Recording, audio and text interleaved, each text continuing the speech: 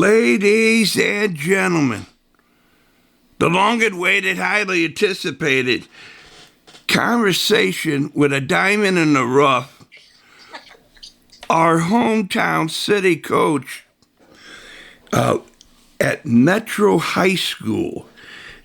She coaches the Panthers from Metro. Her name is Elizabeth B. Arens. Yeah, thank you. Thank you for the introduction. All right, then. I'm glad you. And you hail from Maine? I went to college in Maine, but I'm from Boston, actually. All right, then. So you're a Celtic fan, and you love the women's national team. And, absolutely, yes. Yeah, and YNWA, you never walk alone, sister. Of course. So, I have always, you've been there for 3 years now. Mm-hmm. And I've wanted to always reach out, and this and that got in the way, but the universe got us together. I mean, you qualified for your district.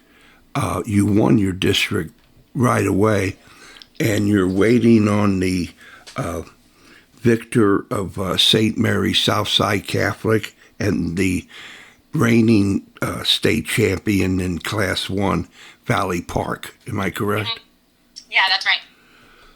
Well, I'm going to take a part, and I'm going to stand up and applaud. You're the first person I ever did any research on, and I was right. So this is good. I'm beginner's luck. And I say that because I know you have a sense of humor. You're a science teacher, the boys' soccer coach, and you do the track for the mid and long distance. Yep, I do track and field in the spring, and so I coach mostly kind of the 400 and up. Man, I mean to tell you, it's incredible. And that's what is so incredible about having the Whales Certified podcast is that you get to, interview and talk to people that you normally wouldn't, and you're some very interesting people out there. And Coach B, you are now in the Whales Certified Hall of Fame, sister. We put you right up there. You did such a bang-up job with Metro. We want to keep it rolling, so we're hoping to give you the little push you need here. That's wonderful. That sounds great. All right. So tell your boys, it doesn't come easy to get Whales certified, but you and the boys are Whales certified. Yeah, I'll be telling them that at practice. We have practice in about a half hour, and that'll be the first thing I tell them in a part of our pre-practice check-in. All right, then. And you got 6 in a row. One of the things to win state is you got to win 6 in a row, and you have already done that. So you tell the boys they are able to do it because they already done it, and you're on a 7 in a row streak. So I want to applaud you, and to say I saw some pictures of the boys several years ago. Do the boys now? Do they all have mustaches and beards? But how is the team? What are you expecting today when you go out there? Yeah, we have a really young team this year. We have Metro's a small school, and so we don't have the numbers for JV. So basically, any player that we think, not just the players that are ready to contribute now, but any player we want to invest in has to get on the varsity team right away. So it's a trade-off. You have a lot of inexperience on the varsity team, but the standard is one standard, right? Those boys have to step up and be able to play with our best players right away. So the challenge this year is that we're really young. We have a majority underclassmen, and we actually have 11 freshmen on varsity soccer this year. So it's been a big ask for this year in terms of culture and physicality. There's such a big difference between a 14-year-old boy and an 18-year-old. So I think what I'm expecting for them and what they've showed is just continuing to grow over the course of the season. We've been, I think we're a really different team than when we started, and part of that has been the growth of our underclassmen and the growth of our freshmen. So, we are an underdog going into this game, particularly if St. Mary's wins, which we do. You got to play the game, but we do anticipate. But I think I expect them to show their growth, right? Different games, they've found different bits of what we're going to need to win. So what we're trying to do with this last week is, can we put it all together? Can we sort of, show our quality in every category in the same game and try to put something together that can get a win, a great performance and a win. Wow. I mean, when you talk about standards, Coach B, you have the standard of the national team coach also. You say all the right ways, and you understand what you need to do and how to do it. And it's amazing that, you're there at Metro, baby. And we're hoping that with your school that they could get to get more views, and then we'll may have a couple hundred. Wow, yeah, that would be something. But no, we're in the thousands now. We're in the thousands, and this is going to be a top seller. This is yeah, because Bree, because Bree, you went down. You had the Lutheran South tournament. You went through the chopper there. Yeah. But when you play to your level, you had no problems, and you always won. And then you went down somehow in that tournament. The Dragons from St. Mary's Southside Catholic got you on a 6-1. Yeah, we got smashed in that tournament. And I think the framing we had, like I said, we're so young, and so we had these easier games in the season, and we didn't really have to challenge ourselves yet. And the result of that is often, if you play down to another team's level, you're going to get exposed at some point, right? You have to play teams that are better than you. So, I mean, it hurts to lose. I'm as competitive as anybody. But the framing for the boys is those games are so important, because if you're not extending yourself, then you can't get better, right? You can't improve. So it was a tough tournament for us. 3 tough hitters right in a row. And we didn't have our full roster, not to expose too much, but I feel strongly that we were a different team from then. And it might seem delusional to an outsider, but I fully expect to compete in this game. I realize the result is 6-1, but I think my team has grown more in this season than on average for the teams that I've coached. And that's, I think, not to be overly romantic about it, but that is the beauty of soccer is you have to show up, you have to play, you have to get it done. That's right. And it doesn't really matter about the former results or, what's on paper. You have to show up and be the better team on that day, and we're going to do everything to do that. We really do have confidence that we could win this game, and we wouldn't step on the field if we didn't think that. Right. That was... Coach, under full disclosure, that was a softball question, because I knew you would hit it out of the park. I mean, man, got me goosebumps that this is the way to do it. The Panthers, baby, I got to tell you, this is the way to go.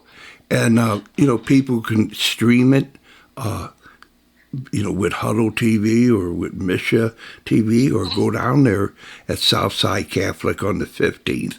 I guess. Yeah, I don't mean to rush Valley Park. I mean, St. Mary's still has. Oh Jesus! Oh my God!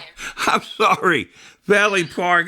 Thank you, Coach, for The Valley Parks are the reigning state champion. Oh gosh.